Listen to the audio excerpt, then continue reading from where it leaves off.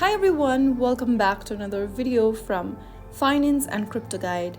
Today in this episode we will be learning how to add coins to your watch list in CoinGecko.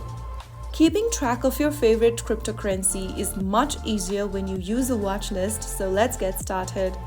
First of all, open up the CoinGecko application on your device and log into your account.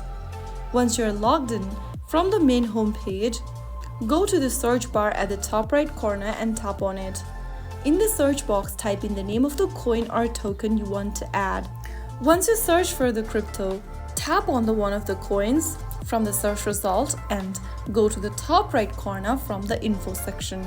Now click on the little star icon and click on My Portfolio, and this will add the specific coin in your portfolio. To check your saved coins, you can get back to the home page, that is the market page, and you will be able to see the coins that you've added, making it easier to keep track of their prices and performance. So that's how you add coins in your watch list in CoinGecko application.